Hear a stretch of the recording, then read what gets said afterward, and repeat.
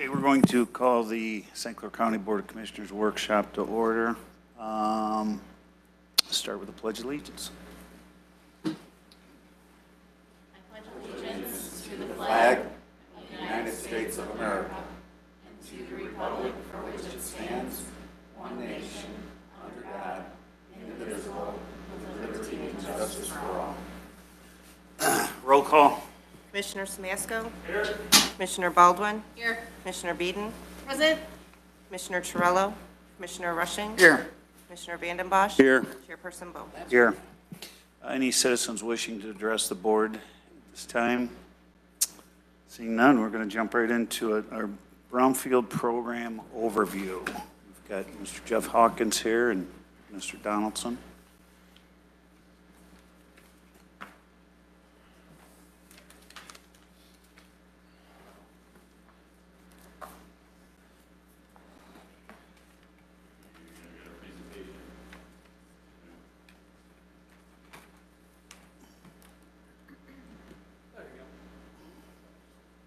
Thank you for having us. As you recall, thanks for having us today. As you recall, a while back, we were before you for a brownfield matter, and at that time it was brought to our attention that perhaps there are some members of the board that have not been around since the last time we've done a brownfield educational session, if you will.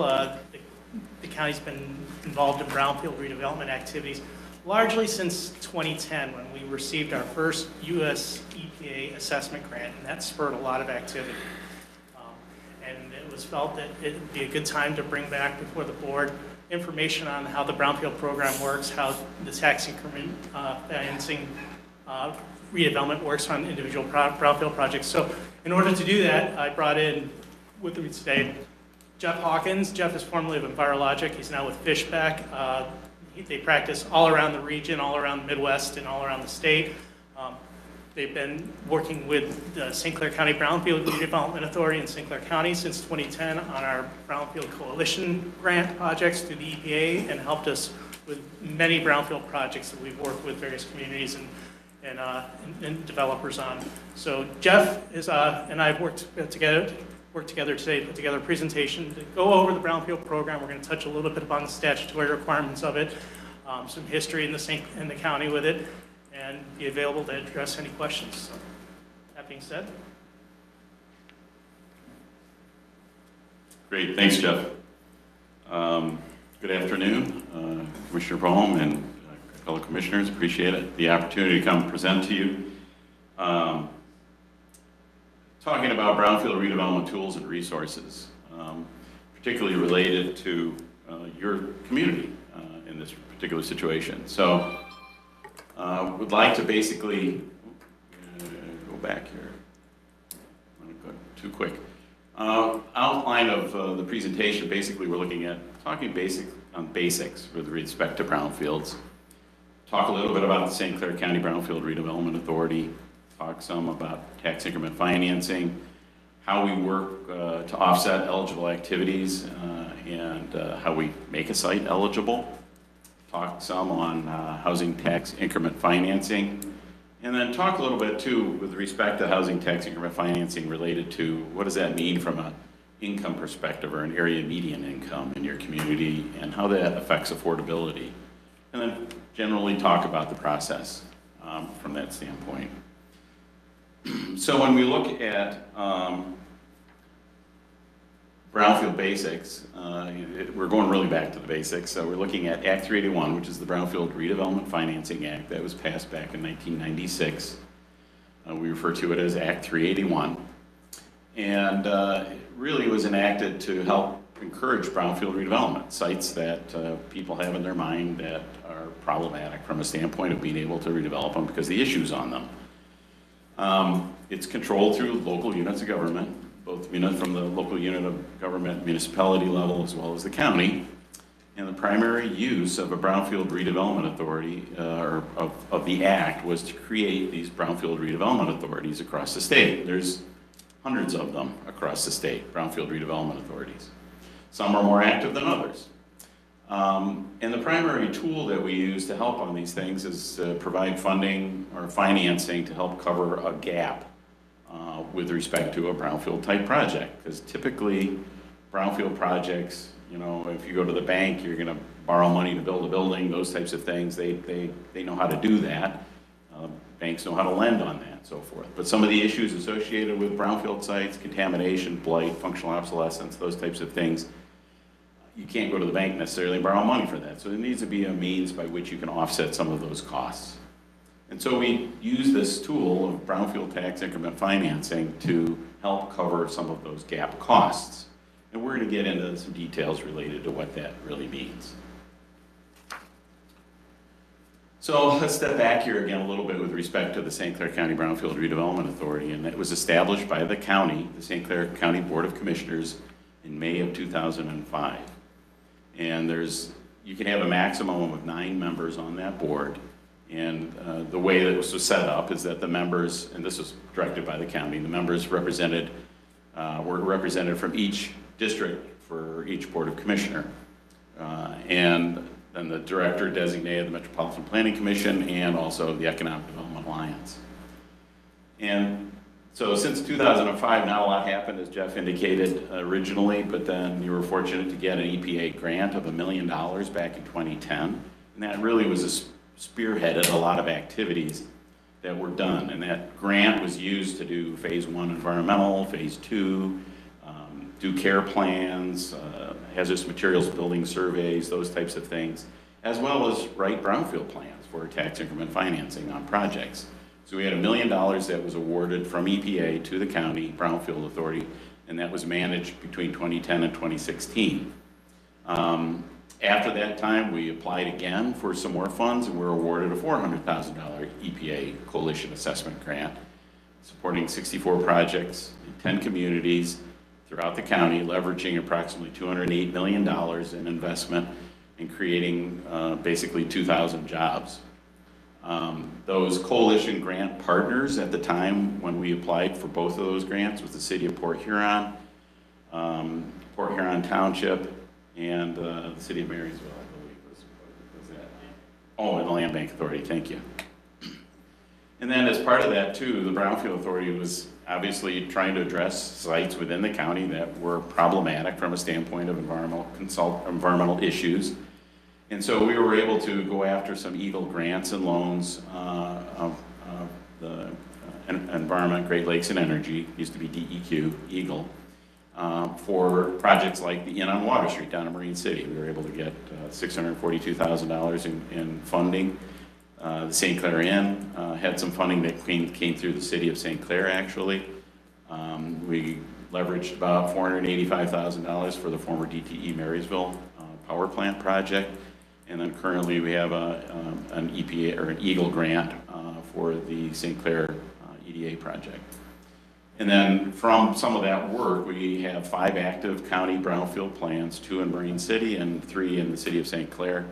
And then we've also supported the city of Port Huron, who has their own brownfield redevelopment authority, to do brownfield plans and projects for Huron, Maine projects, Berry Building, Convention Center, Water Street Hotel, Wrigley Center, Benz. So those are kind of a list of different projects that the Brownfield Authority's been involved in. Jeff, can I ask you a question? Sure. So the Port Huron Brownfield, they have their own brownfield? Correct. So they don't have to come to the county when they enact their brownfield plans? Correct. That's a good point. You know, what I mentioned earlier at the beginning, and that the Act 381, basically allowed you to create these brownfield redevelopment authorities at the local level, basically, so like the city of Port Huron, which then governed itself, basically with respect to approving those. But one of the main impetus behind creating the county brownfield authority was that a lot of the other communities within your county don't necessarily have the resources or the ability to have their own brownfield authority. So that was the benefit of having a county-wide authority, so that you could take on some of that burden to help them do projects in their communities. But the interesting thing, the way the act was written, was that even though you have a county-wide authority, if the county's going to act on a project, they can't do it solely on their own. So anytime that there's a brownfield project, you have to get concurrence of resolution on the brownfield plan from the local unit of government where the project's going to be occurring. And so then it ultimately comes before the County Board of Commissioners. And actually, that's kind of jumping ahead a little bit with respect to the process, but that's kind of the checks and balances of the projects that we work through. When we get an application, I say we, meaning the St. Clair County Brownfield Redevelopment Authority, that application is vetted by the board members that were appointed or represented by the County Board of Commissioners for each of the districts to look at those brownfield plans. And if they vet them, they look at them, they think that it has merit with respect to the criteria, policies, other things that are in place, then we advance that to the next level, meaning we go to this local municipality, make sure they have concurrence with that plan, and then once we get that, then it's brought up to the level of the county board, whereas then we have a public hearing, opportunity for the public to be heard, notification to the taxing jurisdictions, the other folks that are involved, and then ultimately the Board of Commissioners would adopt that brownfield plan. David, you had a question? Yeah. As far as the city of Port Huron Brownfield, they can only control the tax collections that's done in the city of Port Huron. They cannot affect the taxes that are collected at the county level. If any of the brownfield monies that are going to be collected at the tax level to help pay for the stuff, we have to approve it. Otherwise, That's incorrect. So basically, a brownfield plan that's implemented within the city of Port Huron, they can, I mean, the taxing jurisdictions, meaning the county, would get notice of that brownfield plan. And then you could come to the public hearing at the city of Port Huron when they're holding it as you would hold a brownfield public hearing, and you could make comment on that. But the brownfield statute is clear, and it's different than other DDA districts, TIFA districts, LDFAs, those types of things, where there is opportunities for some of these taxing jurisdictions to opt out. Brownfield plan doesn't allow that. Basically, it's all or nothing.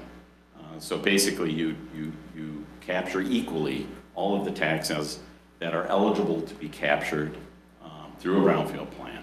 So that's county, that's sinking funds, that's, you want, okay, go ahead. And I was also going to add to that with regards to your question. So we listed 6 brownfield plans that the County Brownfield Authority supported the development of with grant funds. But the city of Port Huron has approved many brownfield plans through the years. Thinking, for example, the biggest probably being Desmond Landing, and as Jeff just referenced, those tax captures, there was public hearings on it, but the county portion of the millage was captured in those as well. Good question, Jeff. Part of your presentation says controlled through local units of government. If a brownfield plan is trying to include school taxes, that goes to MISTA? If I could ask for your patience for a minute, I'm going to get to that. Well, then I'll wait for that answer. Okay. Then as far as the local board's approval, is it true under the statute we can either approve, reject, or approve with modification?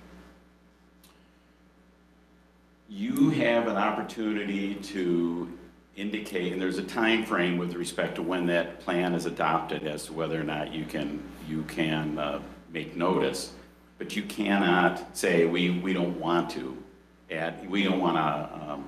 participate in that plan. That's not a. No, it's not my question. The plan is put together, it's vetted, it's presented to the board, and my review of the statute suggests that we can either approve, reject, or it talks about approve with modifications. So is that an opportunity for the board to have a hand in perhaps the ultimate plan, perhaps? Well, certainly. I mean, if the buck stops here with respect to the county level plans, basically the county commission could have a conversation with respect to that plan. Let's say we looked at a plan, say it's a 25-year tax recapture, and we say, you know what, we think it should be 12, and maybe approve it subject to a condition. Does that ever happen, or is that an anomaly? That's not the way it works.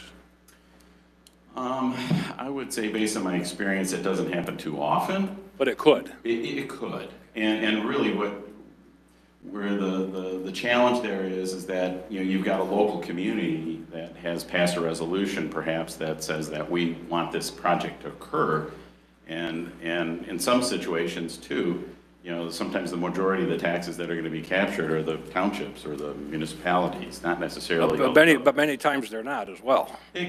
Absolutely, sure. And so sometimes there's some things too that we talk about, that there's I'm kind of getting in the weeds here, I don't want to get off track, but, you know, there are some negotiating points that you could look at, perhaps related to, let's say, the local brownfield revolving fund, which is a fund that could be captured at the tail end of the plan that goes into the county's brownfield authority. The process, as I understand it, the plan would come to us, as some have, in a committee setting, which we have had zero information on it prior to a committee agenda. We would look at it and maybe have a short presentation and some discussion, maybe pass to full board or maybe not, you know, and then trying to see where does the county's ultimate control, ultimate supervision come into play with respect to some of the particulars, development agreements, guarantees, all these zoning requirements. You know, how do we fit into that to satisfy ourselves and do our constitutional and statutory duty to pass on something with knowledge and forethought? No, I can appreciate that. I can appreciate that. And you know, I think that's part of the checks and balances where you select the people that are going to serve on that committee, that authority, and they theoretically represent your interests with respect to the community. But you're not suggesting we would just rubber stamp something. They would send it up and you would still ask us to do our due diligence and determine if we feel there's something that doesn't serve the public well, perhaps, in a plan. You always have that opportunity at the county level to say no on a project. I'm just trying to see what's our role, you know, what's my role as a commissioner, and that's where I'm hopeful I'm going to gain some of that insight, because you've done this for a long time. Absolutely. You're with a company that has offices in 3 states, 500 employees. It's a very large company that does this, and this is what you do for a living. Right? Right.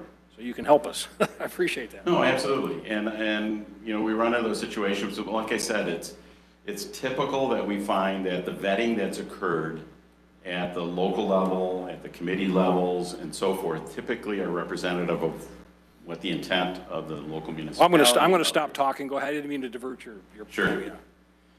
So, we talked a little bit of history about the brownfield, why it's created, how it's created. One of the tools that we use is tax increment financing.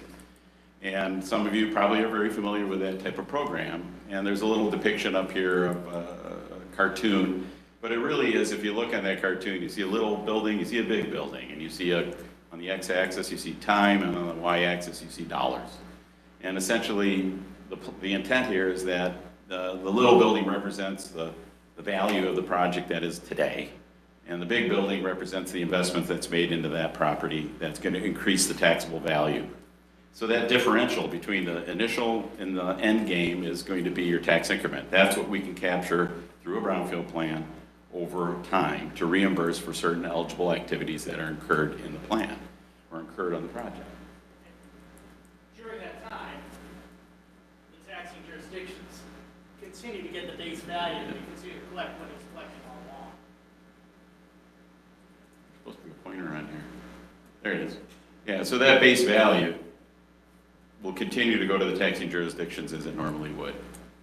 So basically, the statute allows tax increment, which is the new taxable value minus the initial taxable value based on the new investment. So nothing happens unless investment's made on the property. The plan limits the cost of the eligible activities to be reimbursed and the amount of time for reimbursement. So statutorily, we can have a brownfield plan that goes for 35 years. We can only capture for up to 30 years. And there's some nuances with that. We're not going to get into it. There's transformational brownfield plans. There's other things that can affect that a little bit. But in the gist of it, that's what you're looking at. Once the plan reaches one of these limits, it's ended, and all future increment accrues to the individual taxing jurisdictions. And it's notable, and I'll mention this later in the presentation, is that the only taxes that are captured are the taxes that are generated from that development. Not from surrounding properties, not from adjacent properties, not from other areas. It's only the development that increases the taxable value. Those are what's captured. So, property must be eligible under Act 381. So typically when we look at a brownfield site, most people in their mind's eye have a brownfield site that looks like it's blighted. And blighted might mean that it's, you know, previous developed property that just has disconnected utilities, it's a fire hazard, it's an attractive nuisance, those types of things would be blighted. Also could be property that's tax reverted property owned by local government or by the state as well as the land bank. Functionally obsolete. Functional obsolescence, my usual term for that is it can't be used for what it was originally intended for. that functional obsolescence determination is made by a level 3 or 4 assessor. That level 3 or 4 assessor, I think, is it's an old determination. It's not a master level assessor, I think is what it is. So basically, that functional obsolescence can be determined to make this. These are reasons for making a site to be eligible to be put in a brownfield plan. Could be contaminated. That's typically when people talk about brownfield sites, they're contaminated sites. That's one way to be eligible, not the only way. Could be owned or under control of a land bank. Could be a historic resource in a local historic district. Those types of things can then be considered a brownfield. Adjacent, contiguous to one of the above, meaning that you could have a brownfield site that's contaminated or functionally obsolete or blighted, and then the development also includes some parcels around it that are part of the development, but they're not technically one of these categories. If they're adjacent and contiguous and would contribute to the project, they could also be included as well. Because obviously we're trying to look at tax increment and the ways in which we can use that to offset eligible costs. That might be a gap in the project. And then now one of the most recent amendments to Act 381 is the housing property. That's really what the statute says. To be eligible as a brownfield site can be housing property. And a lot of people scratch their head because they say, well, we don't want any more brownfields in our community. Well, brownfield statute was the one that the legislature determined because of this housing crisis that everybody is talking about, both federally and nationally and by the state. This was a means by which we could fairly quickly come to provide a tool, not the tool, a tool to help support construction of affordable housing, middle market housing, any types of housing. And that's the most recent amendment. It occurred last July. And to be honest with you, it's kind of taken a year for us to kind of get to a point where we're starting to really implement this tool. And that's regardless of the condition of the property. Correct. Regardless of the condition of property, could be a greenfield. Okay.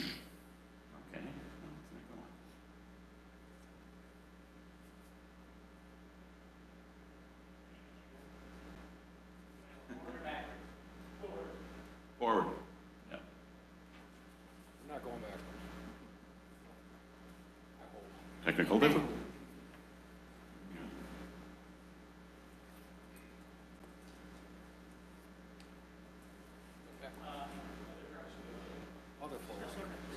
There we are. Okay. So we say housing property now is an eligible site.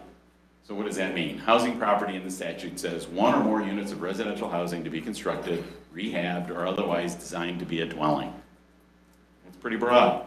Or one or more units of residential housing to be constructed or rehabbed in a mixed-use project. So it could be part of a project where you have housing sitting on top of a commercial building, that type of thing. So it's really broadened the way we can consider a site to be eligible to use this tax increment financing tool. And it's really kind of they're using this as an all hands on deck with respect to trying to find the solutions for building residential homes and so forth. Let's see if I can get this. There we go. So typically the statute also says in order to be an eligible project, you need to have a demonstrated housing need.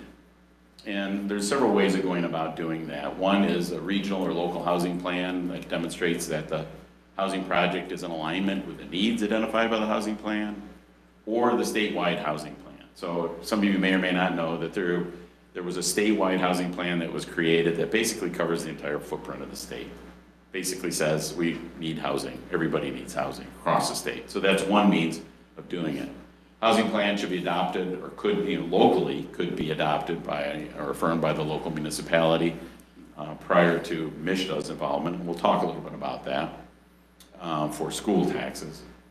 Sometimes master plans would work as well from a standpoint of identifying local housing needs. Sometimes master plans don't have that level of detail, but if it does, that can satisfy as well. So it's fairly easy. Fairly low hurdle that we have to try to jump over. Yes, sir. I did look at the housing plan that MSHDA developed. Who does the region? I couldn't find like a regional plan. I'm assuming local plans would be done by the municipality or the county.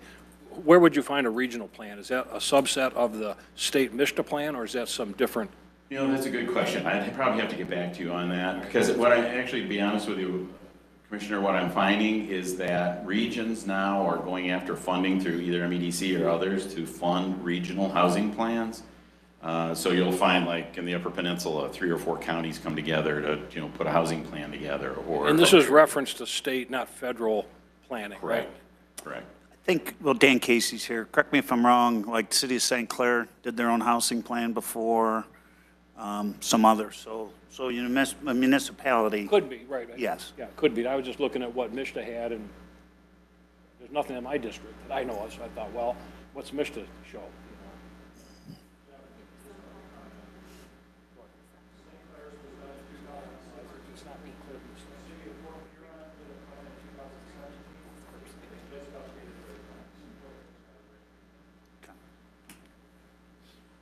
So basically what we're looking at, when we've talked about brownfield tax increment financing, the general gist of it, we're gonna talk about eligible activities. We're now just touching on how do you become an eligible site, it's contaminated, blighted, functional obsolete, now housing property, how you can demonstrate the need and so forth so that you can use this tool.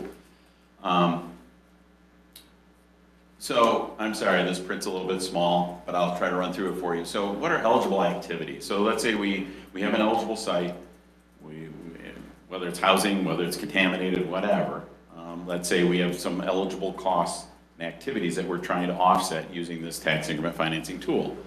I typically throw those eligible activities in 3 buckets. One is EAGLE, so that'd be more environmental type activities, and you can see the list there is pretty broad with respect to what they call department-specific activities. So that's your typical phase 1, phase 2 environmentals, your due care activities, response, removal of tanks, solid waste disposal, dust control, specialized foundations, sheeting, shoring, lead, mold, asbestos, those types of things. And then there's another bucket, that's the MSF, or Michigan Strategic Fund, and that's usually run by MEDC, the Michigan Economic Development Corporation. And those I typically look at as being more like non-environmental type activities.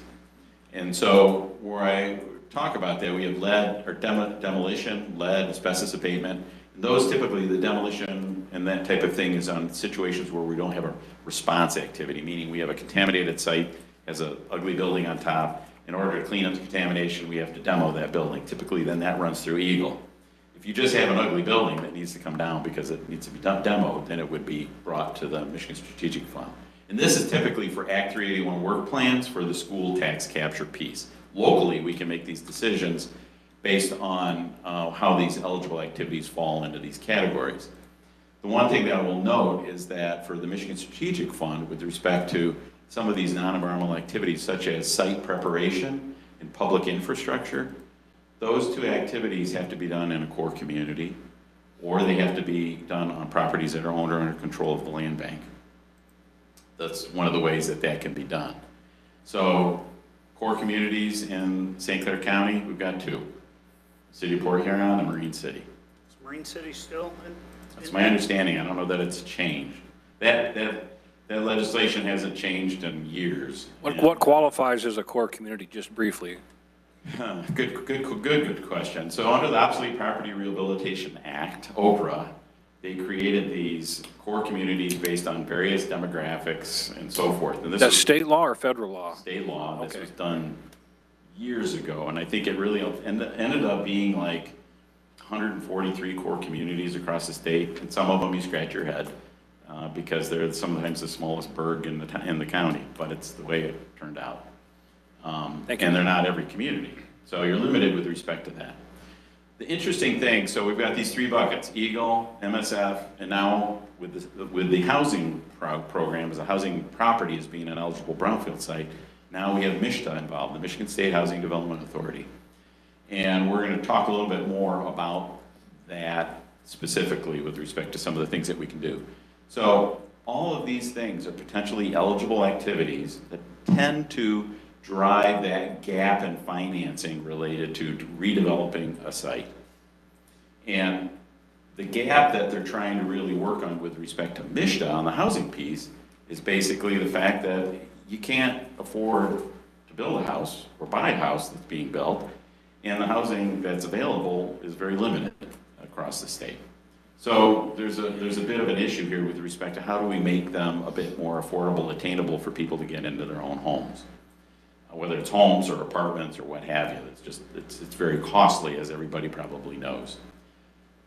Under this whole umbrella of these activities, we can use a tax increment financing through a brownfield plan to A, prepare the brownfield plans, to do these Act 381 work plans for going after school tax capture. We can go to that school tax capture to Eagle, MSF, or MISTA for approval, implementing these brownfield plans. Sometimes these brownfield plans get approved, everybody high-fives each other and runs away and say, hey, we got the project.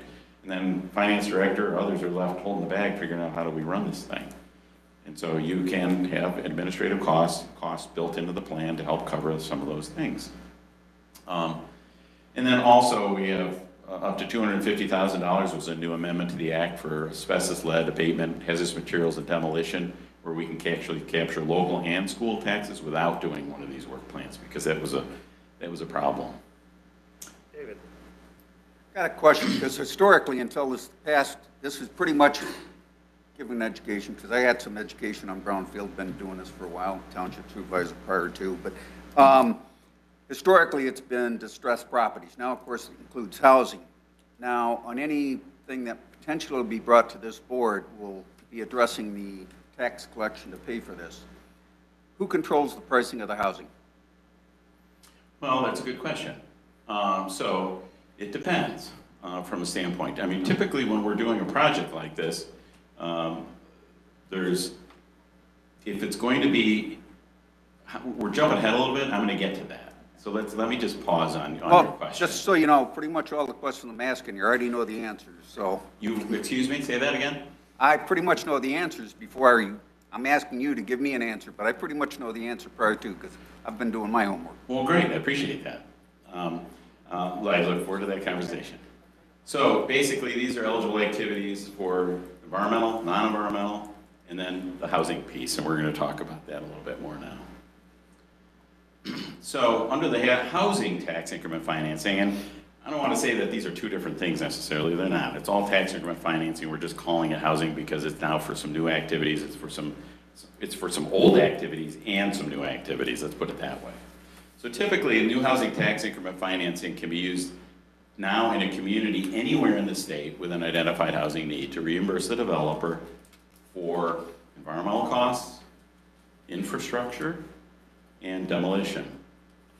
And that's for actually using housing TIF with state or school taxes. And we can also look at it for income qualified households at equal to or less than 120% of the area median income. And we're going to talk a little bit about that area median income.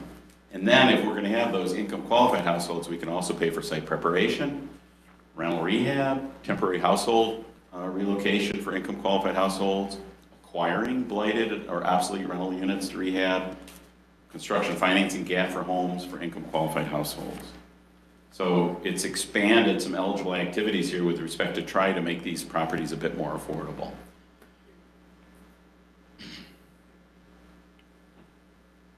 So, again, still talking a little bit more about tax increment financing related to the housing. So, one of the things I mentioned was that gap.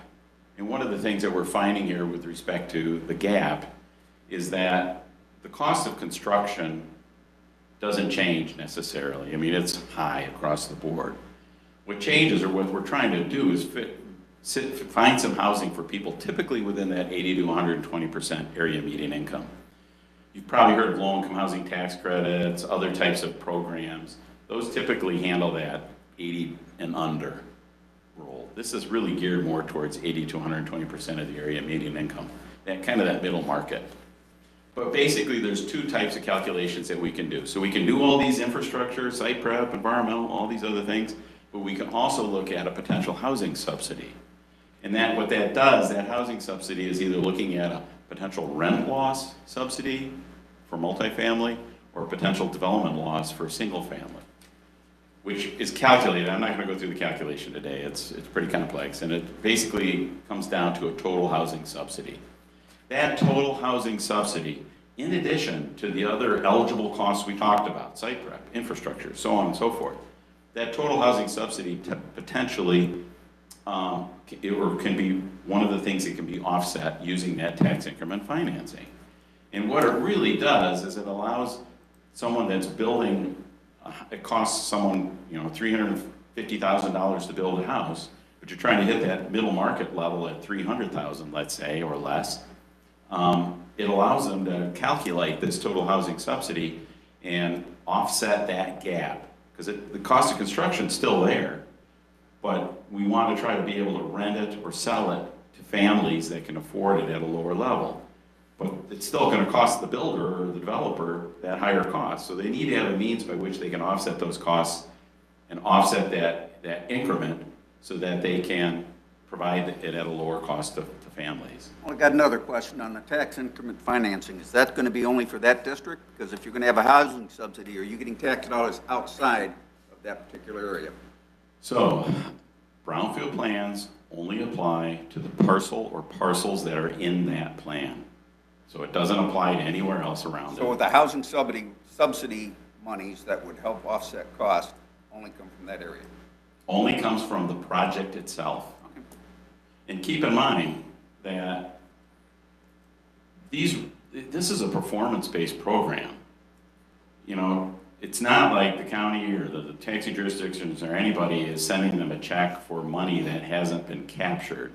So these things are going to have to be, the infrastructure has to be built, the housing has to be built, the building has to be built, cleanup has to be done. All those costs have to be incurred.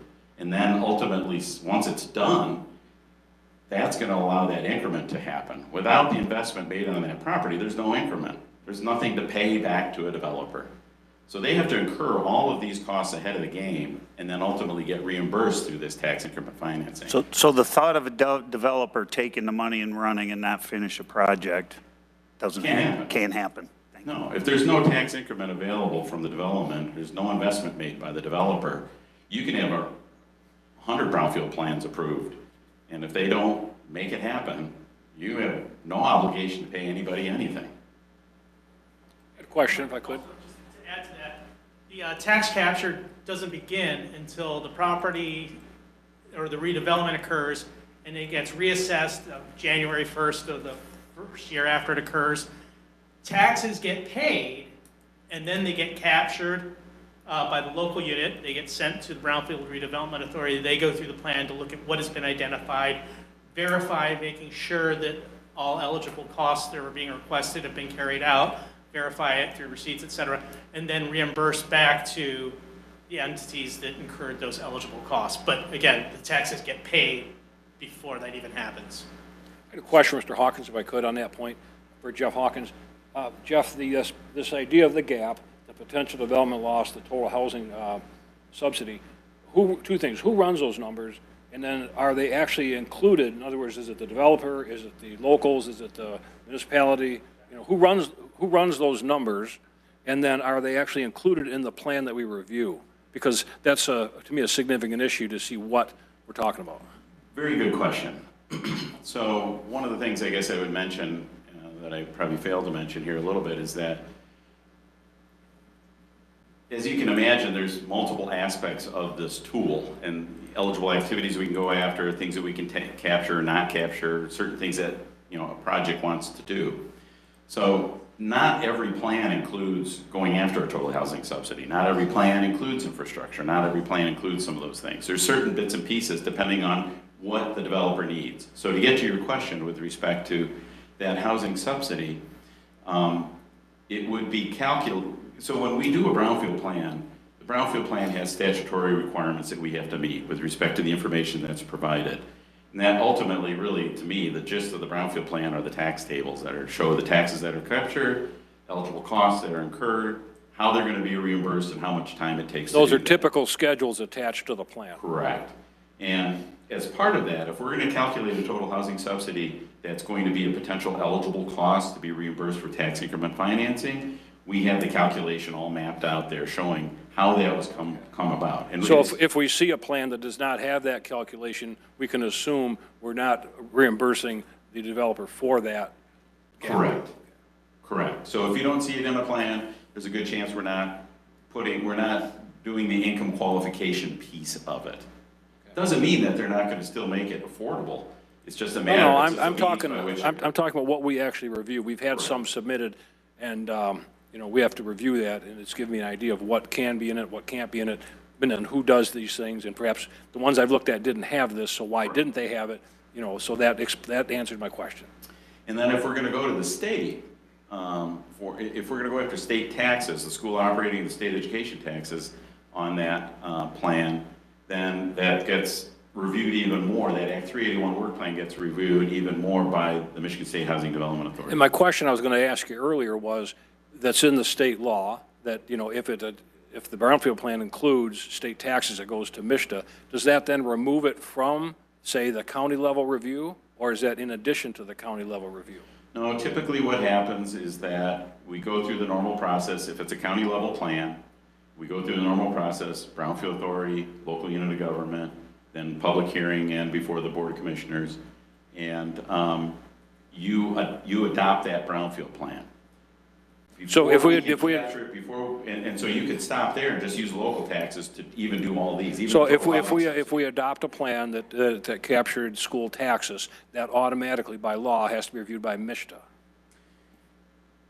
Maybe? Yes, for the most part. Okay. There's some nuances there, but for the most part, if you're gonna go after school taxes and capture them for the total housing subsidy, then that work plan has to go to MISTA for review. Now, on the flip side, if their plan submitted does not seek school taxes, then it is strictly a municipal and local decision. Correct, Okay. correct. I got a question. Are housing studies part of these brownfields? So for example, if I'm building a house and it's going to cost me $300,000 to build it, but then the market says you can only sell it for $280, do those get dragged into the plans also, or? Well, as it previously indicated in one of the slides, it said we have to have a demonstrated housing need. So we somehow, I mean, we try to find information or data to verify that need, whether it's a state plan, whether it's local information, those types of things. You know, Because at the end of the day, if you want development, and if it doesn't make, I hate to say make sense, but if a developer can't make money in a particular area because the housing is low, then these kind of tools would exist to spur some housing. correct. First. Correct. I mean, there's some, you know, if someone comes in and says they're gonna, you know, do some crazy number, I mean, people know. I mean, it's so easy to get information now with respect to cost of houses on Zillow and all these other types of things to kind of know what the need is and what the price point is. And, you know, I know most of the developers that come to through a brownfield authority for a brownfield plan, they've done their math. I mean, there's a level of trust there to some extent because they know what they gotta sell those things for. If they can't sell them, they can't generate any tax revenue, they're never gonna get repaid for their investment that they're putting into the property. So there's a tremendous amount of front-end risk from a developer's perspective when they build these things. And if they try to put some wackadoodle price on it, they're not gonna sell them, they're not gonna generate the tax, they're not gonna get repaid. Let's face it, a starter home's $300,000 today. You know, it's just crazy. Yeah, I mean, not to, I was telling someone today earlier, I'm gonna go into the elevator business because my wife and I, you know, I can't buy a house now for what I could probably sell mine for. Put an elevator in it so I can go up and Need an down. elevator.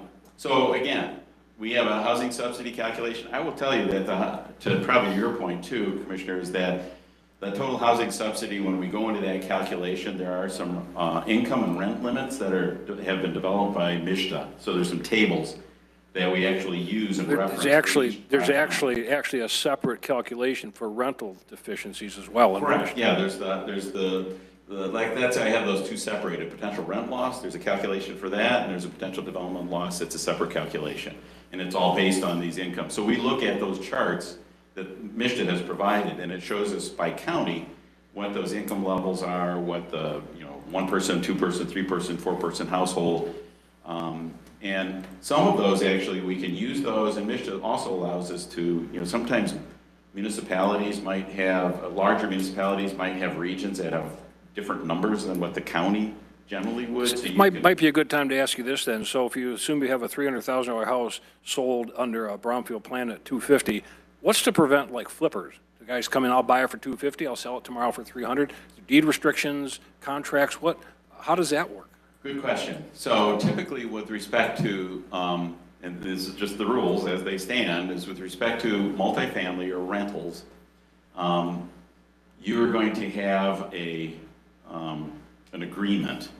And that agreement basically states what the income levels have to be. With the developer? With the developer. Yeah, actually, the developer has to demonstrate that they have the experience to be able to do income qualifications on an annual basis, because that's all reported up to the state. They also have to prove certain base level financial ability. Correct, correct. And if they don't have that experience, they can either do a course through So- MISTA or find someone to help them. So do that's certainly true under MISTA regulations, but is that also true for local review? Not as much. I didn't think so. necessarily. I guess it depends on that situation, but, here again, all of the brownfield plans that the county has approved to date have development reimbursement agreements. Because typically it's basically the rules of the road with respect to the TIF capture, so that the developer, whoever's incurring those eligible costs and anticipating being reimbursed, there's some rules of the road with respect to how they're going to get it, when they're going to get it, what they need to do to provide that information. I was told by Jeff Donaldson that in the past that we approve these plans and then we get to see these development agreements later. It's kind of like what Pelosi said, you got to pass it to see what's in it.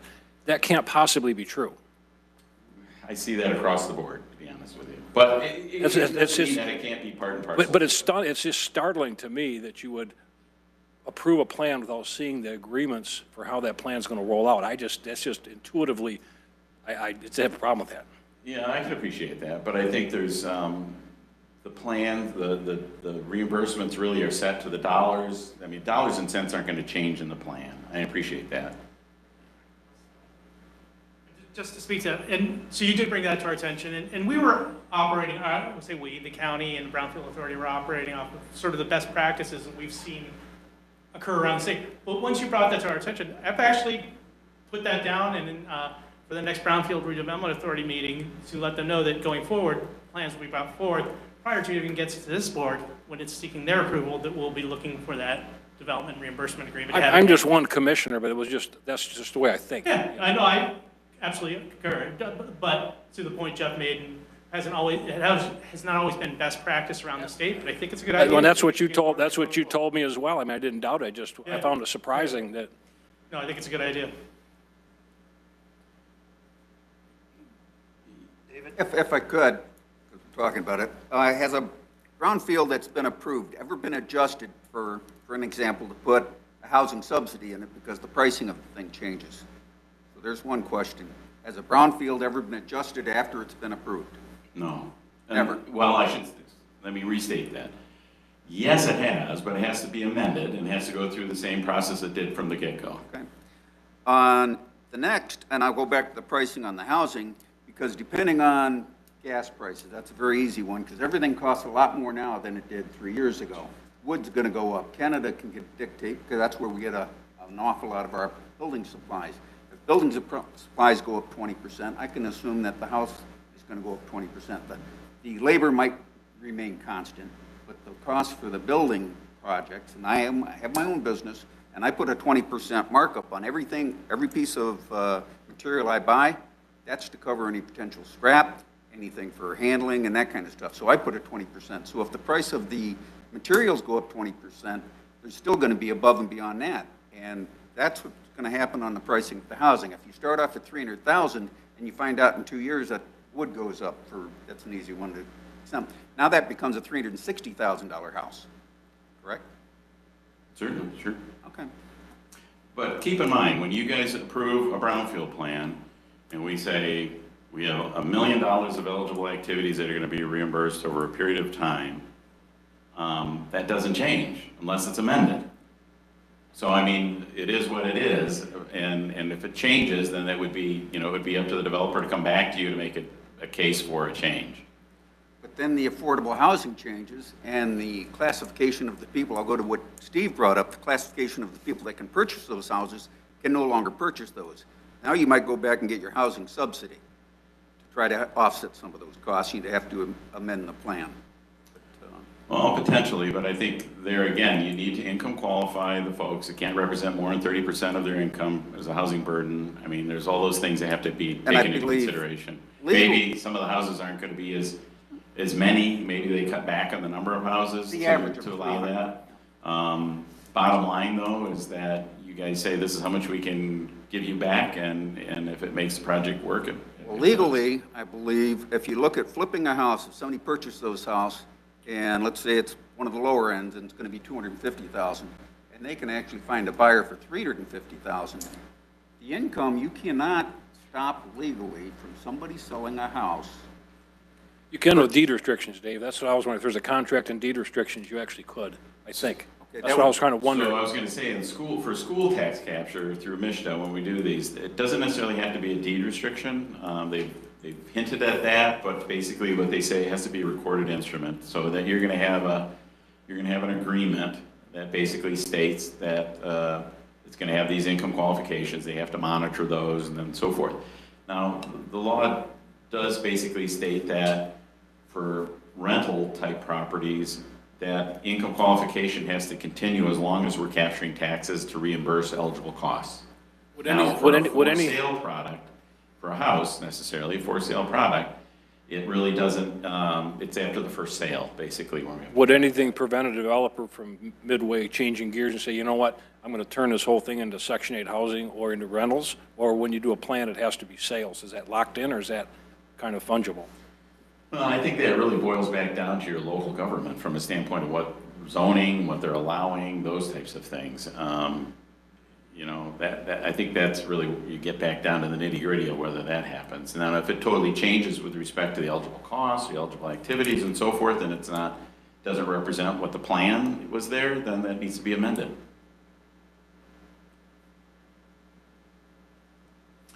Here again, this new element of housing tax increment does, you know, there's some extra tracking and other things that need to look at that, and the law allowed for some additional costs to manage that income and price monitoring and so forth.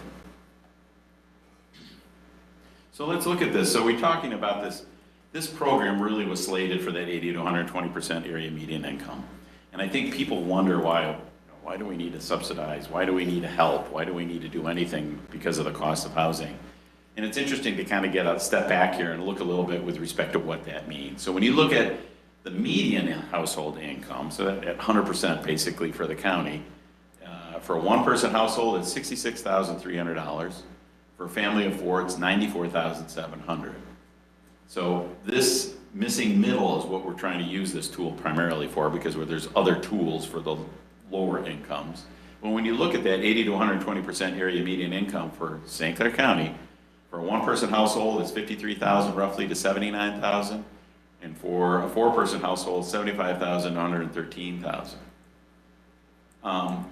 It's pretty eye-opening, because what is that, you know, who are we talking about? You know, when we talk about people who have good paying jobs, approximately $79,000 for a single person, $113,000 for a family of four. I reflect back on my own personal life with respect to where I was buying my first house, my amount of debt that I had, children that I had, those types of things. All those things play into this role. I find more and more with my nieces and nephews and the younger kids that are coming up right now, you know, it's upside down with respect to what their school debt is. It's upside down with respect to childcare costs, and now interest rates, and now the cost of construction, cost of building. It's difficult for people to afford a house. And when you look at those $79,000, $113,000, it's amazing to go back and look. Those are your teachers, those are your firefighters, those are all the folks that, you know, accountants. I'm sure I've got to imagine some of your prosecutor folks probably fall within those, what they were calling about, you know, trying to hire folks. It's tough. And when they can't find a place to live and they fall within that, that's what we're talking about. We're trying to help move this along a little bit more and keep people in our communities. That's one thing. I mean, I'm all about keeping my daughter in my community, living nearby, or grandkids, things like that. Ask you a question on this 120 then. Yep. So how does that work? You're saying that the median income for a person is 66.3, family of four, 94.7. So do you multiply that by 1.125? Those houses are then sold for 113,641, Or how does that factor in? What is this 120%? So basically, what you'd want to look at there would be, so let's say 113,640 for a family of four at 120% of your area median income. So 30% of that 113,640. Oh, I'm not going to do the math that fast, but, No, but that would be your potential housing costs. So you can look at. So that's your rent pay, that's your mortgage payment? Could be. You could, then you get, well, you know, you got to look at, you know, what would interest rate, down payment, those types of things. I have another slide I didn't include where you can calculate what that would look like. I'm just trying to get a feel for if they're building houses worth, Jeff says 300 or whatever it is, how does the builder set this price given his deficiency? I mean. So, yeah, like in St. Clair County, I know a project that basically you're looking at that family of four at 120% AMI, their housing affordability costs at that income limit is about $330,000 for a. See, that's not intuitive to me, but there's a schedule or some industrial standards out there. And then, and so, you know, they're trying to offset that cost, you know, if they're gonna cost $350,000 to build, you're trying to bring it down to that. Where would you find that information? Is that something MISTA produces, or is that like industry stuff? Industry stuff, typically what we do when we're doing that income, total housing subsidy and so forth, we'll show that calculation as well. All right. We kind of come up with what that looks like. Thank you. That's my. And there again, you know, we're somewhat relying on the developer, the builder to some extent, because they're again at risk. They're the ones putting all the money into this project initially and waiting to get reimbursed. If they can't sell those homes in their market, then it's a defeating purpose. They're not going to get repaid because they can't get taxes being paid on those parcels to be captured to repay them. So there's, you know, it's chicken or the egg. They got to have some trust there. Free market economy takes into effect. I mean, market prices and things. Well, absolutely. So one of the points I want to make back here on the slide is that, so keeping families in the area and so forth, using this tool is a public good. And that's something you as a county commission needs to demonstrate that, you know, approving a brownfield plan for a project like this is truly a public good. And I think most people can say it is, because you're trying to keep families in this area. Oops, I'm going the wrong way. There we are. So this gives you a little sense here. I actually took this out of Rocket Mortgage, and here it gives you a better sense of things, Commissioner, with respect to cost. So the median sold price, this was, I don't know, a couple weeks ago when I put this together, I believe, $224,775. Increase of about 14,000 or 7% since August of last year. And that's basically $159 a square foot. So looking at Home Builders Digest, this is Grand Rapids, but I'm sure across the state we're seeing, I know I'm seeing similar type things. You know, if you're looking at basic construction or value conscious starts at $295 per square foot, middle tier homes probably around $350 per square foot. So if you're looking at a similar type house, 1,500 square foot at $295 on the lower end, you're looking at $442,500 for a house. Who can afford that at that 80 to 120% area median income? You can't. Similarly, another one in Grand Rapids showing about $472,000 at $315. So, and typically builders, for the most part, they're not going to want to build the lower price stuff. They're going to want to get, you know, what they can out of the market at the higher level. And so in order for us to be able to bring this to an affordability perspective for that middle market, that's where we're trying to develop or utilize some of these incentives to try to help offset that gap. We had a very similar project in St. Clair, and the houses were, they went same stuff, 1,500 square foot, give or take, 405 to 450. But St. Clair warranted those particular values. And I think when we look at other areas in the county to build a 1,500 square foot house, and you're trying to get that money and the market doesn't determine it, right? That's why these tools exist. Correct. Yeah, I've got, and I do work across the UP, downstate. I know I was just talking to a contractor up there, and they're getting quoted in the Sioux right now, partially because of the locks project and stuff, over $500 a square foot to build a home. I mean, it's pretty insane. Hopefully, too, that dock workers strike and stuff's not going to create a bigger problem with materials and so forth. That's going to be interesting. So let's get back to brownfield and housing tax increment financing.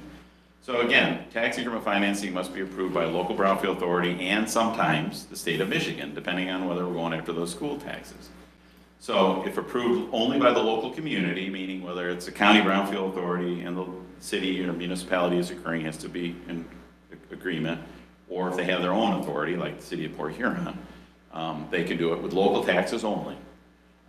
If approved by the local community and the state of Michigan, so either, remember those three buckets, EGLE for environmental, Michigan Strategic Fund for non-environmental, MISTA for housing type buckets, the developer gets reimbursed by local and state school and education taxes.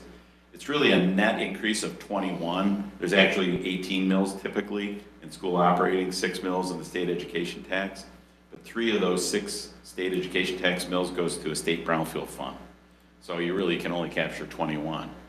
But the interesting thing, particularly on single-family homes, is majority of those single-family homes are going to be principal resident exempted, or PRE, or homesteaded homes. So you're not going to really have anything but half of that state education tax potentially to go after. That's 3 mills.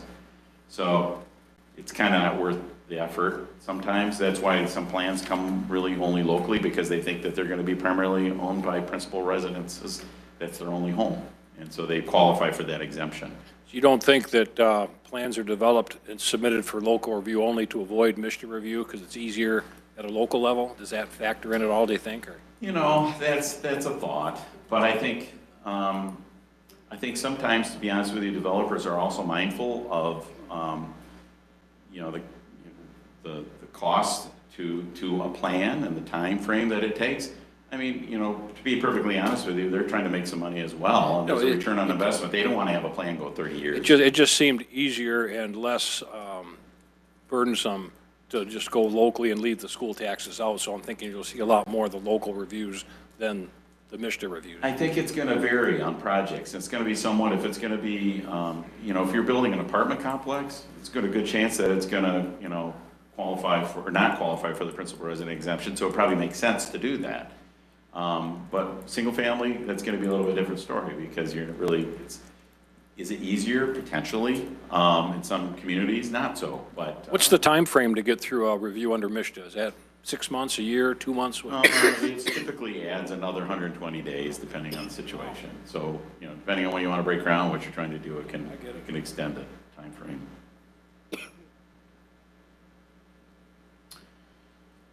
So TIF, again, we're trying to fund this gap. So we're trying to build middle market housing, which is expensive. I just want to reiterate that the state taxes are available, so, but 3 mills really is all we get for principal resident exempted. 21 mills can make a big difference if it's non-PRE. Interesting thing though too with MISTA is that they're a little bit different than Michigan Strategic Fund, MSF, those buckets. MISTA, or MSF typically talks about their infrastructure as being public infrastructure. MISTA is interpreting it much broader, because they're trying to really open the door for more housing, because we need it desperately. And so when they talk about infrastructure, they're talking about not only public potential infrastructure, but they're also talking about private roads, possibly sewer and water connections. They're talking about, because sometimes those connection fees can kill a project depending on the cost. Sometimes driveways, sometimes lighting, some of those types of things they can go. Not always, but sometimes. So they're getting, MISTA is much more generous with respect to their interpretation to try to make these houses get built. Obviously your community must have a brownfield authority to approve brownfield TIF. They must demonstrate a public benefit, and I think creating needed housing as a public benefit meets that test. And then again, if capturing state school taxes, a development reimbursement agreement is required to be recorded, stipulates the price, income monitoring, and duration for subsidized residential units. So this recording aspect, that's where that would come in for the stipulated prices, income monitoring, things Correct. like that. Is that kind of like a condo agreement where you file it and that would be the same, Correct. the effect of law then? Right. Yeah, and then there's reporting requirements associated with that too. Is that an agreement, not so much with the homeowner, the reporting requirements would be not on the homeowner so much as the developer, I suppose? Correct, correct. Is that what you guys do as consultants? You get involved with that reporting and monitoring? We have not gotten to that point, to be honest with you. There's various agencies sometimes that'll do that. Even Seems like it'd be complicated. It can be, it can be. And there's some processes and procedures already in place for low-income housing tax credits. Michigan has some guidelines and some other things that you can use to help with that situation, as well as some training. Again, rental properties monitored price and household income are through the duration of the tax income and capture. For sale housing monitored price and household income, if you're going through that tax credit, is through the first sale. So, but there again, you know, development agreements can be something to look at. So brownfield plan approval process. I kind of separated it as local and state. So local approval, we already talked about this a little bit. Developer proposes a project, develops a plan. The authority reviews the plan, recommends adoption by the County Board of Commissioners, and the Board of Commissioners adoption subject to local unit of government approval where the project is occurring, and a public hearing by the County Board of Commissioners. So you guys can't approve a plan unless you have concurrence from the local community in which it's occurring. If you don't have that, it stops. You can't take it any further. As well as that process, we have notifications that go out for the public hearing. We go notifications to the taxing jurisdictions so everybody knows what's going on. As well as if we're going to capture state taxes, we have to notify the state as well. State approval, developer creates a work plan. So we have a brownfield plan already approved, it's in place. Then we develop a work plan if we're going to state approval. That work plan typically submitted by the Brownfield Authority, and that's to the state, either MISHDA, MEDC, Eagle. Sometimes some of them are involved more if there's multiple activities that are relevant to the plan. Work plan may require MISHDA environmental review and possibly Eagle approval for proposed housing development if contaminated. There are some concerns sometimes at the state level when you go on contaminated property. Is the restrictions that are being used on the property going to be protective of people that are going to be living there?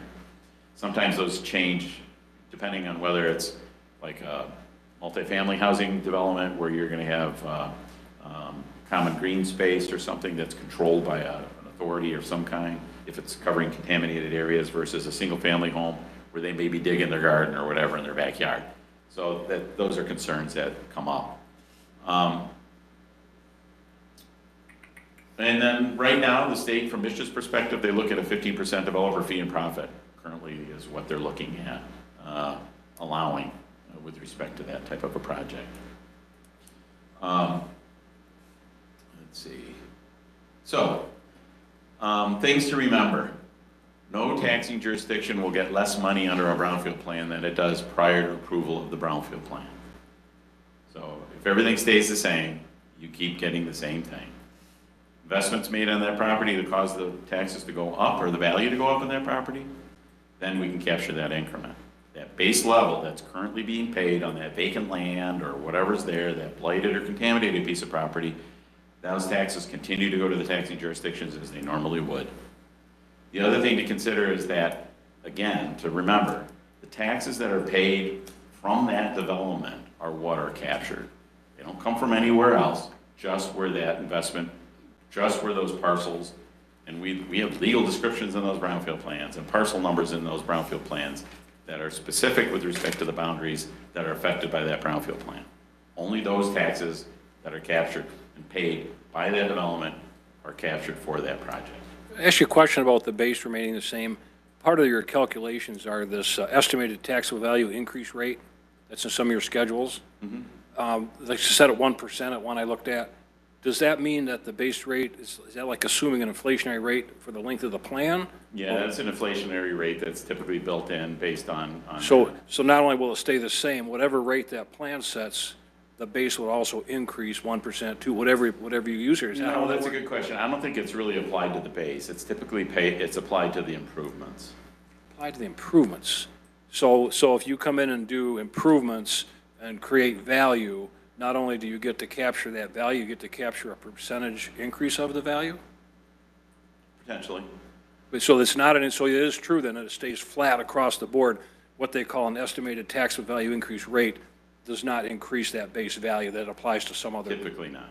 Well, typically, what's the law say? I'm trying to figure out what's, What's that? I'm trying to see what the law says or how the plans work. I mean, typically, It's in some plan I looked at, I just couldn't figure out what it applied to. Right. Because the schedule was flat, it was flat straight across, they had a 1% estimated taxable value increase rate. I said, well, what is that? You know, and how does, maybe you can't tell, maybe that's some accountant's issue, but No, I think typically they plug in the base value, that base value stays the same, because that base value assumes no improvements to the property. so what does the estimated taxable value increase rate as a percentage represent? So that estimated increase rate, that 1% that might be on that calculation is based on your home, that the new home that's built on that property, or that new building that's built on that property is anticipated to increase in value going forward. Okay, well, so I checked with our Department of Equalization back to 2014. We've never had a year less than 3%. We've had some years as high as almost 12%. Well, the proof's in the pudding, to be perfectly honest with you. So it's I mean, gonna- you can calculate that number and put it in there, and if it doesn't escalate to Okay, that level, I see, okay, so, it is what it is. so that, those are estimates in that schedule. Correct. But the actual true cash value is what will be Correct. driven for purposes of tax collection. Correct, correct. So as your property's assessed every year, So it's really, that number doesn't mean a whole lot, other than they're assuming it's going to increase at least 1%, but we all know it's going to be anywhere between 3 to 12. correct. But whatever that increase is, actual cash value, that's what the tax increment will be a part of. Correct, Okay. correct. I think I'm on the same page with Steve on this. So let's say you approve a plan and it's for X amount of years. There's potential that if there's a lot of increase in value and things, that plan wouldn't last for that length of time. Correct, absolutely. So you could say we're approving this for, 20 years, but guess what? It got paid back in 15. Correct. So That happened in Marine City, because we were scheduled out to 2035, I believe, for the Inn on Water Street. And the value of the property's gone up so much faster than any of the estimates. And then and it's shortened that duration immensely. Yeah, so that's a good point. Yeah, if the investment escalates faster, then it could shorten the term of the plan. Do you ever find situations where the reimbursable costs under what was captured, the developer can't, there's so much tax captured, they can't meet the costs, or do they always meet those costs? In other words, there's allowable costs, and you're going to capture that. I'm assuming that there's going to be always more costs than what can be covered, but maybe not. What's your experience? Potentially, yeah, and where that really goes back to is that I've got tons of plans that I've done in the past where we've not be able to fully reimburse the developer, for sure. And keep in mind, as some of your business owners and so forth, with respect to that, how patient is your money? I mean, there's limits to how long you want to wait. If you can't reimburse the developer, that's not a contract issue with the municipality or Brownfield, that's just the way it is. That's the way it is. Yeah. If they don't make the improvements to the property to raise the taxable value as we estimated Or in the plan. they do a crummy product that doesn't sell, Correct. something like that. But on the other flip side of that, if there was excessive tax captured that did not get used up in lighting and infrastructure and pavement and all that, where does that money go? To Brownfield or to? If there's back to the excess capture, I mean, if we're done, Well, say a 25-year plan, and you're rolling it out, and you're meeting all those estimates, you're going to hold on to that money to the end of the plan. At the end of the plan, there's $2 million left, that's available. Well, it'll shorten the plan. it'll shorten the plan. It'll We just shorten talked the about, plan. Yeah, so you could have Pays a it off 20-year ahead. plan. He just brought up the Inn on Water Street. Okay. It produced a lot more than they thought and chopped off X amount of years on the plan. Once the developer gets his money back, he's done. So the length of the plan then isn't finite. I mean, I assumed that plan length was not just until reimbursement occurred, it was for the 25 or 12 or whatever years it was.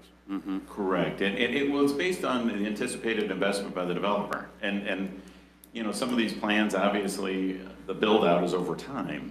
And we don't know what's going to happen sometimes 2 years from 5 years. But it doesn't go the other way. You can't exceed the 25 or 30 years under the law. Correct. No, we're limited by statute to capture only 30 years in a plan. But if it did exceed expectations and reimbursed for the allowable costs and the project was finished, the plan there's no further recapture and the plan would stop. Correct. The only thing that would extend a plan and typically is built into the plans, is the Brownfield Authority has the ability to do what's called a local Brownfield revolving fund. So theoretically, after all the eligible obligations question are on that, captured, they could capture another 5 full years. So what is that? I was going to ask that question later. What is this Brownfield Development Revolving Fund? Is that the money that the Brownfield has in an account set aside for whatever Correct. purposes they might need in the future? Correct. They Grant- could be grant money. similar to how we used to go after we'd go after EPA grants for Right, assessment so grant dollars and money. those types of things. You could now use it for brownfield eligible type activities. Which we did do a lot of that stuff for a lot of these projects that were, if phase 1, phase 2s, you know, helped get a lot of development, you know, spurred. Yeah, and most of our plans haven't gotten to that point yet from a standpoint of capturing the local brownfield yet. But they're usually built into them. But does it, the development authority, or a development agreement that would, because everything I've looked at, it sounded like the plan would be 25 years, 10 years, whatever it is, it's going to run that length, but is it built into these enabling documents somehow that? Yes. It is, that's all done. Yeah, you know, a lot of times, typically when we model these things and put these spreadsheets together and so forth, we're reliant on the information provided by the developer with respect to cost of construction, those types of things. We verify. They're all projections. What's that? They're all projections. But we try to get them to be real projections. So for instance, we take site plans, the buildings that are planned, we go to the local assessor. You know, we try to get what those numbers are going to look like once it's built out, what those values are going to be over time.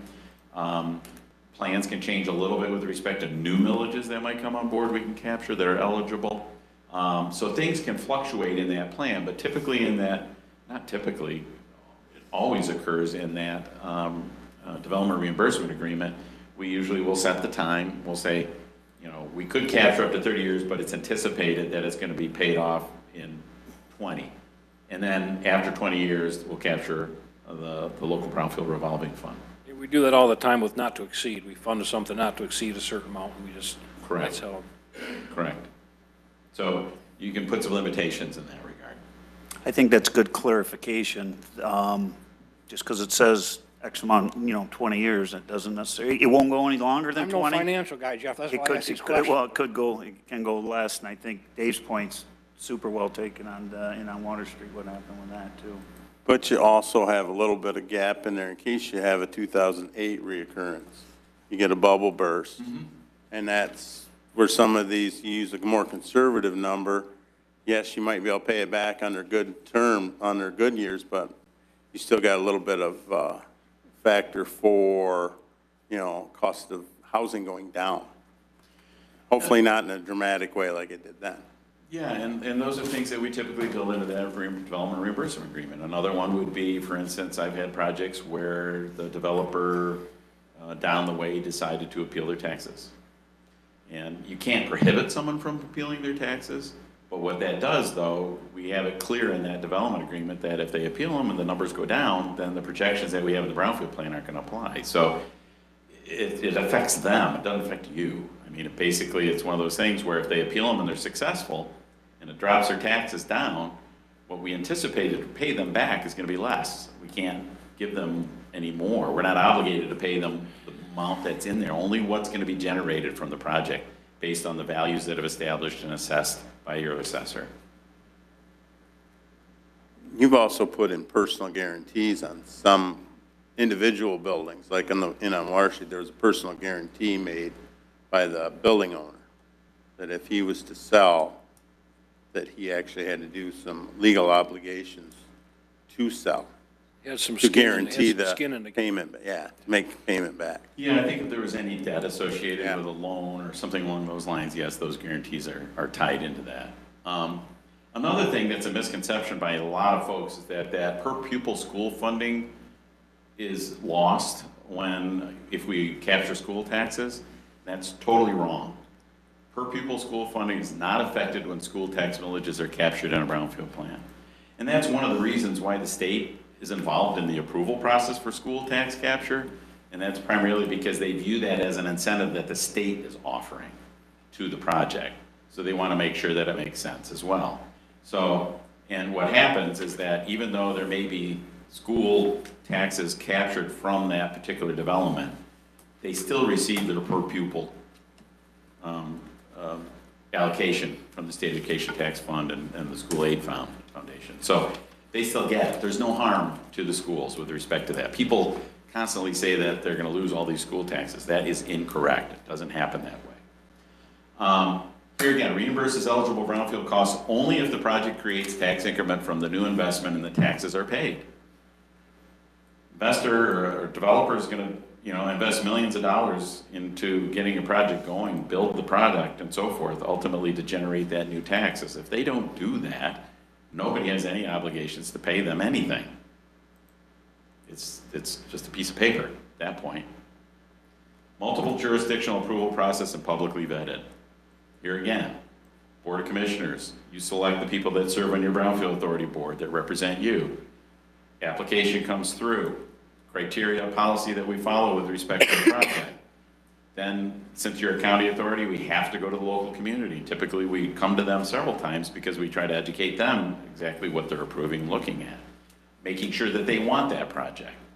And then once we get that resolution, then we make arrangements to put it on your agenda for a public hearing and a vote on your behalf. And typically, in those situations, we're asked to do a presentation on it, so you're educated on it before you get to that point. All the taxing jurisdictions are notified as well. The other neat thing about brownfield plans too, especially, is that they help leverage other funding programs and incentives. It's one of the key things MEDC looks at from a standpoint of community revitalization programs, some of their other funding programs and so forth. They like to see that there's skin in the game from the community from a standpoint that they're supportive of the project. And 9 times out of 10, when we're going to the state for support, they want to see that this tool is used. Again, it's a pay-for-performance program. That's the neat thing about it.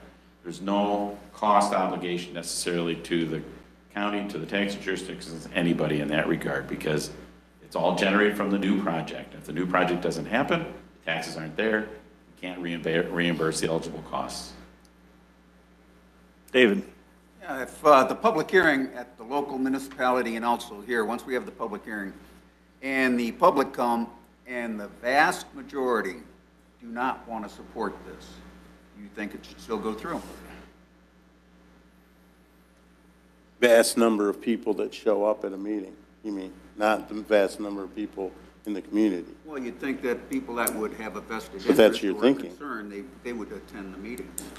Well, I'll use the example of the last project that I can't say we didn't deny because we didn't take action. That went through the city council and was voted on 7-0 to move forward with that. So to say that the majority of the people didn't want it, I mean, how do you get more than a 7-0 vote? I think truthfully, the information I got today is, I'm not going to say spun me, but it's definitely some very good information that came out of this today, big time. Yeah, you answered the question, I think, with respect to that. I mean, so many times we look at the local folks that, it's in their backyard, that if they're very supportive of that project, I would tend to think that that's something. I mean, part of the problem a lot of times on these things is when people make a public comment, they make it based on misinformation or they don't really understand the program. Everybody has potentially some legitimate concerns, and you have to take those into consideration. But I think bottom line, when you look at, overall, we all know we've got a federal housing issue. We've got a state housing issue. Everybody's dealing with this across the state. We're trying to figure out ways in which we can try to build these things. I've got projects in certain areas that frankly, we can't make these brownfield numbers work because the developer can't build enough houses to generate the revenue to offset their costs that they're putting into that project from the get-go. And it's limited primarily because there's only so many people that can swing hammers, put plumbing in, put electrical in. And if they can't build enough houses in enough time frame, they can't make the housing numbers work. So there's it's a perfect storm right now here with respect to developing homes. Well, I think I commented earlier, certain areas can support it. For example, in St. Clair, we got a particular project. They didn't have to have incentives because the cost of the house, justified in that area. But if we're going to take a serious look at, doing other housing projects in different parts of the county that don't substantiate it, then, essentially these would be the tools that, would be in place if the housing's a priority for them. So. Yeah, and you look to it, what job openings are in your community? I'd go across the state, work in municipalities all across the state where Companies want to and are ready to expand, but they've delayed their expansion because they have no place for the people that are going to work in that expansion to live, or it's not affordable, one of the two. And I bet you if you go to a lot of your different entities throughout the county, that you go to their website, and I bet you they have job openings.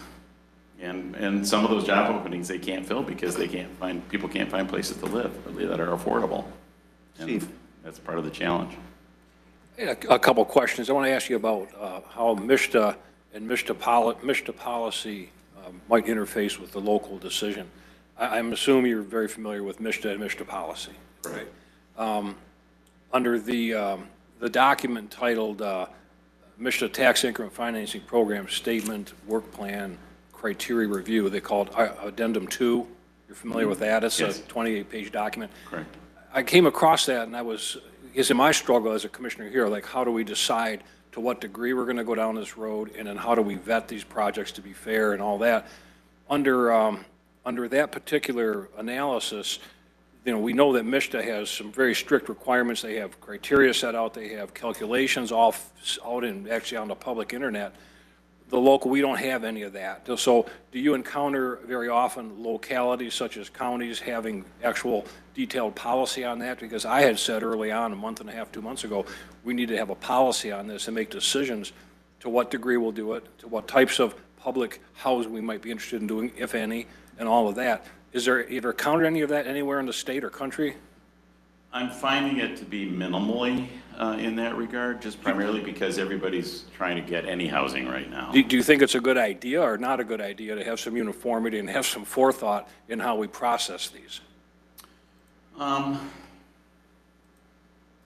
It depends on what you're trying to accomplish in your community. I mean, if there's a desperate need for housing, sometimes housing across the board is needed, and it's a question of again, it's a pay for performance. If the developer is going to build in your community and invest in your community, and ultimately they're the ones that are going to get repaid for the investment that they're making, it's a question. Well, I'll get to a couple of, there are some costs. I'll see if you agree that are maybe hidden costs, or there are some disbenefit or some cost to these things. But on this issue with this, the program parameters under this Addendum 2, those do not apply by law to the county, correct? That's MISTA policy. That doesn't apply to the local review. Well, no, not necessarily. So if you were going to do local-only plan, but you were going to allow us to do some of the eligible activities that require the income qualifications, we okay. still have to meet those requirements. But generally speaking, for us to approve a brownfield plan, we're not restricted by MISTA policy as such. Correct. MISTA policy pretty much applies to the state taxes that are potentially captured in a brownfield plan. And you included your put information on the rent loss. You included the information on this Development laws. Yeah, development loss. One thing was interesting, and we said early on that it'd be nice to produce houses so your kids could live close by. I mean, that's from the heart, right? I look at this policy statement by MISTA, and it's kind of a yes or no thing. It's almost robotic, but there's 4 things they list to satisfy public need.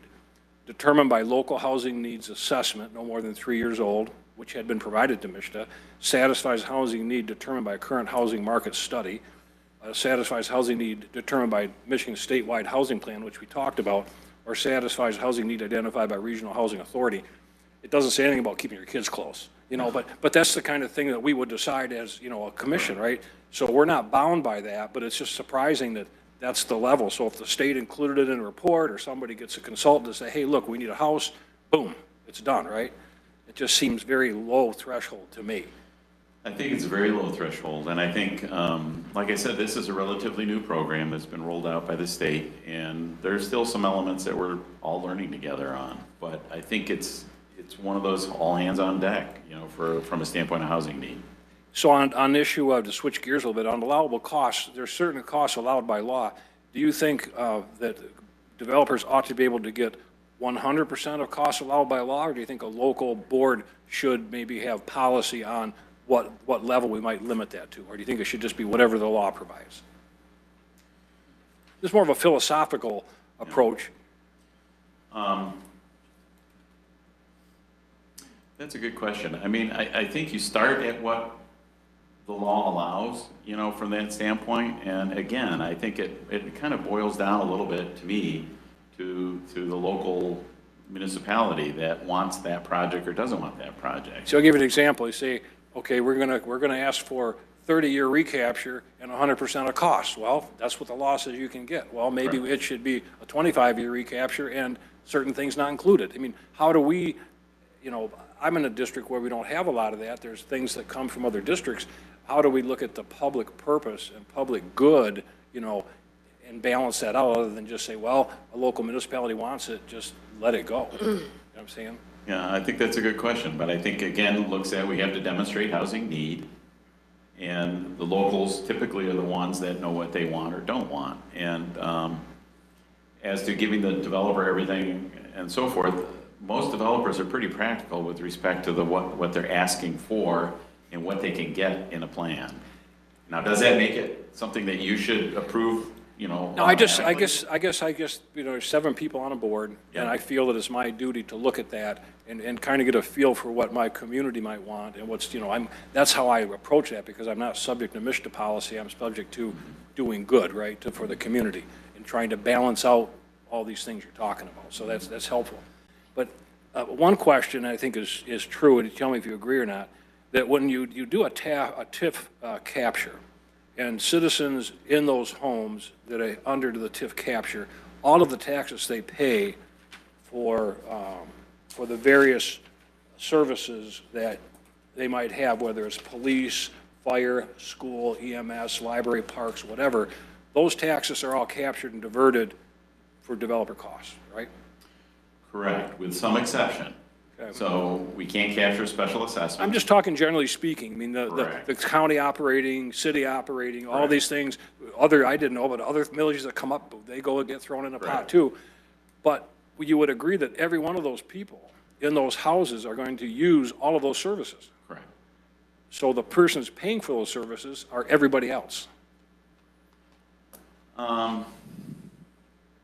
guess that's a discussion that you have to have from the local perspective as to how much more service is going to be needed by those. Let's say you had 52 homes with 3 or 4 or 5, half a dozen people, some dogs, cats, everything else in there, garbage, all the other stuff, domestic violence, court systems, you know, it just seems to me, to be honest about it, that is a true cost to the non-TIF taxpayer.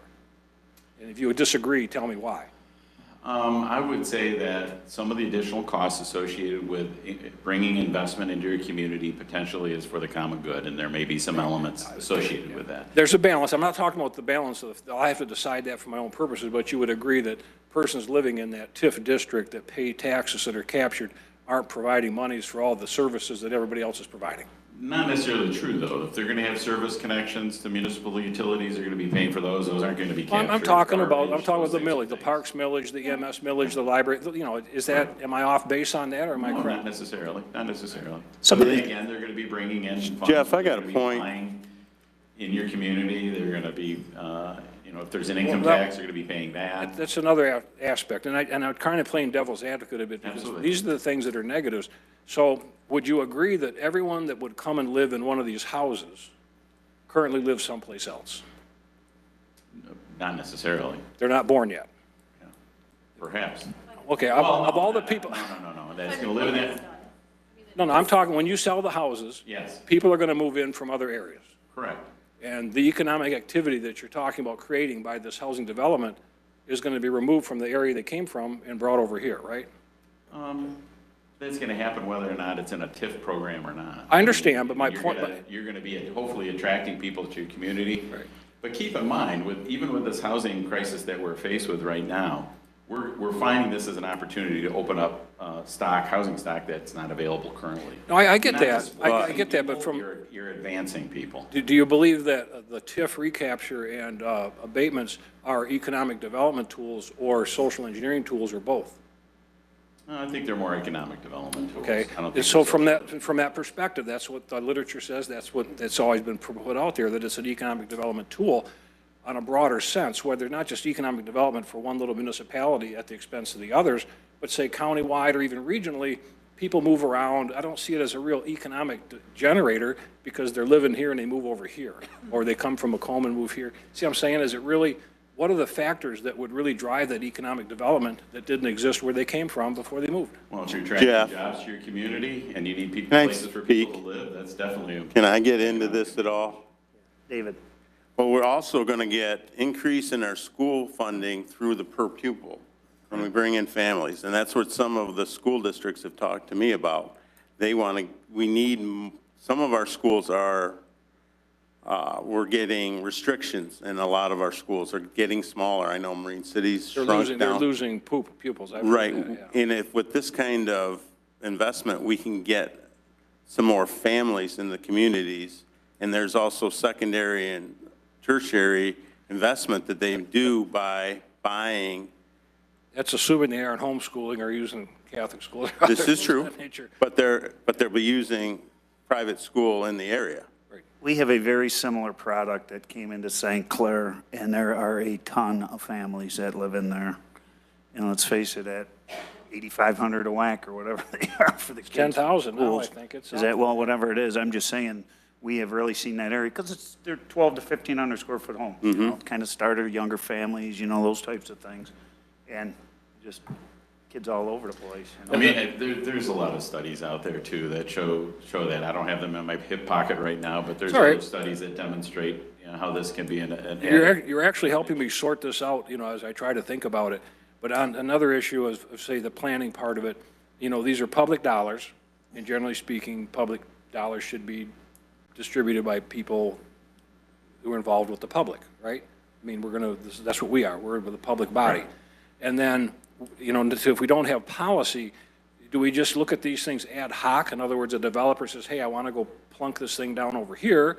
Here comes one, okay. I mean, we don't have any real vision or process or plan, master plan or anything. We're just going to take them ad hoc, or do we try to focus on veterans, focus on underprivileged? I mean, what do you encounter around the state with these things? Are they just all ad hoc and all the developers, because they'll probably line up from here all the way to the river, you know, for these things?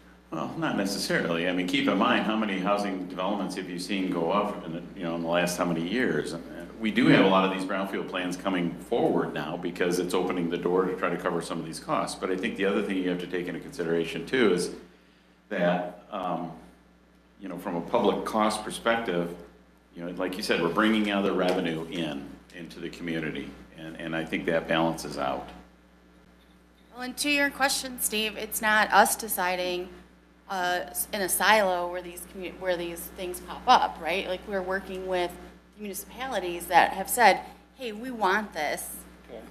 We want you to support us doing this. So it's not like us just sitting up here saying, throwing darts at the county map to say, well, we're going to put one in Steve's backyard because I want to mess with his farm and how it drains, Well, I right? guess, yeah. The municipality works with us on this to say, we want this. And I think this board has been very clear about allowing local support and letting the local municipalities have a say in what they do, and we're not going to start dictating. We can't what even things look at go. them unless the municipality sends it. We can't create these things out of whole Right, cloth. so it's really up to them to bring it to us, so it's not, Well, I ad hoc. get that, but then how do we determine to what level? Do we do all of them?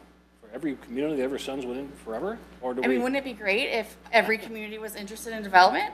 Well, I'm not I mean, so that sure. would be a great I'm problem not to so sure. have. Well, I tell you what, around the country, there's laws that have been passed that outlaw EDAs and TIFs and everything else, because like Chicago and California, where it initiated, it's been abused. 40% of the land mass in the city of Chicago, I understand, is restricted by TIFs and economic development recaptures. And it's And a some of mess. those TIFs, though, are you Right, know, they're- region-wide, right. zone-wide. I'm not This is- saying it's this, This is but- project-based TIF. No, I get that, but that's kind of the balance. I say, what do we do? I just don't want to just, Keep Yeah, in there's mind, I checks think, and balances in place. keep in mind, We too, have is to checks look and back. balances in place. I'm sorry. go ahead, I'm sorry, No, I was going to say, keep in mind, too, you know, when you go back at the statute, what the intent was. The intent for a county brownfield authority is to provide support to communities that don't have the means by which they can have their own authority. So, and that's where they have the resolution from the local community, as you're indicating too, Commissioner Beeden, because that basically states that, you know, they support the project, they want the project. And that I think helps you make your decision, I would say. It does, but, and on the point of the legislation itself, I really wish they would have just done a standalone piece of legislation. Why they took something called brownfield that was for distressed properties, industrial sites, and contamination, and put housing in, to me, I think it's going to diminish people's understanding, their acceptance, and everything else. I wish they just would have passed a law that said, we're going to do this like they do the DDAs and the LDFAs and the historic ones and all the other stuff. Just set it up. But I don't know, do you know why they did that? Why they stuffed that into the brownfield? I think it was an expedience issue. I think it was a means by which they could find a tool that could be used in the immediate. That would explain it. And I think there's a lot of projects that overlap too with respect to the type of work that we're doing, particularly in some of the apartments, rehabs, those types of things that have abatement issues and So blight. is that 3 separate applications to review then? If you have criteria that touch those 3 buckets, you have to send it in 3? No, you put a 381 work plan that would be together, they would just share it and address the individual things. How do they get along? Does Eagle get along with? Yeah, for the most part. Actually, even some of the infrastructure, site prep, and those types of things that are either approved by MISTA or could be my MSF. It's not like they have different goals and objectives and they step on each other? There are some, but typically the housing type projects, most of it stays with the housing. We're going to wrap this up. Any last minute questions for? Real quick, I got 2. Without a site plan, a local unit, how do you even know there's a housing need? I can take you, there's a housing need because a developer wants to build houses. That doesn't mean there's actual housing need. And it is going to put a burden on the infrastructure, the police, fire, schools, et cetera. If no site plan is given to a planning commission, a local community, to at least look at that first and foremost. And just to say you want a developer wants to put housing in, how do you know there's a housing need for this specific or a specific brownfield? I believe most of the time the housing site plan development plans have been approved by the local municipality. No doubt, no Right. doubt, but that doesn't mean that they actually have to have a housing plan. You can't have restrictive zoning. If a developer wants to build houses, he can build houses regardless. How do you know there's an actual housing need? And that's what you brought up at the very beginning, is that for a brownfield to be doing this, there's a housing need. Maybe there isn't one at all, and what Steve brought up is that you're going to move some people one part of Algonac, if that was the one, or any place in the county to a different, you're just moving. Dane Casey, you want to chime in about the housing need? We talk about this a lot. And I wanted to be as quick as possible. Thank you, Mr. Chair. I want to talk about this in terms of how you would create a policy, right? One potential way you create a policy. So first of all, the housing study, the whole purpose of the target market analysis is to determine what the demand is at the local level for housing. And you can do a county-wide, which would look at individual communities within the county, or an individual city or township could do their own housing study to show what their own demand is. So you use the numbers that come out of that to determine how many units are out there that are currently not being met. And it's by type. So you can have apartment units, you can have condos, you can have single-family homes. Now, you're talking about policies. My first point on that would be this. This tool is too new for us to set a policy at this time, my opinion. Us being EDA or the county? Pardon me? You mean EDA or the county? I'm recommending, or not recommending, I'm suggesting to the county that it's too new for us to know what the actual demand to use this tool is going to be. I know that there's a risk out there that every developer is going to come forward and they're going to ask for this. But we don't actually know that that's going to happen yet. So we could wait and just see how the program begins to be adopted by the development community and then make a policy at the appropriate time. However, having said that, if you did want to make a policy, what I would do is I would tie it to the results of a housing study. So if a housing study said, that if you do a countywide study, and it says we have demand for 500 single-family homes that's currently not being met, you could simply say we will approve projects in different geographic areas of the county, again, based on the housing study, up to that number, and then we'll revisit it at some later date. So there are ways to tie the housing study that we don't currently have to a policy statement, and you could use that when you're considering projects. So We have one that came in from Algonac, for example. Algonac has not had a new housing development in many years. So you'd probably want to look at that factor. On the other hand, if you went to a place like St. Clair, where right now they've got housing developments that are underway, maybe they don't need a project funded in this using this mechanism in St. Clair at this time. 5 years from now, maybe they would. So I think there are ways that we can work together to craft a policy that makes sense. So the thing that's holding us back, we do not have a county-wide housing policy, or I'm sorry, housing study. Port Huron just completed one, but it's only for Port Huron. Okay. Any other questions? We want to wrap this up. Okay, thank you. So do you want to say a few more things? Super informative, though. I got to tell you, great job, guys. I was just going to say that, I mean, we do reference in brownfield plans that we're creating, particularly for these, that we try to provide that demonstration of housing need. And so to Dan's point, you know, for a study and so forth, sometimes we were able to mine that data out of other studies that are there, and typically we try to do that. I'll just use an example in St. Clair. Magna's having a horrible time trying to find places to put people. And, you know, you're talking there at 650 people. And I don't care if you like the EVs or whatever. I'm not going to get into that argument. But I'm just telling you, they're bringing a ton of people in, and they're bringing a ton of people in from all over the world. That was probably one of the things I underestimated the most, was how much of a global economy that they're playing in, because all the top engineering talent from around everywhere wants to be part of this stuff. I meet more people from Poland and Brazil and this, that, and it's the number one thing that I hear out of the HR people over there is, you know, we need more housing, we need more apartments, we can't find places to put these people, you know, and it's a big deal down there for us, so. Okay, gentlemen, thank you. Thanks for your attention. Thank you, Mr. Hawkins. We need a motion to adjourn. I'll make a motion to adjourn the meeting. Support. Aye.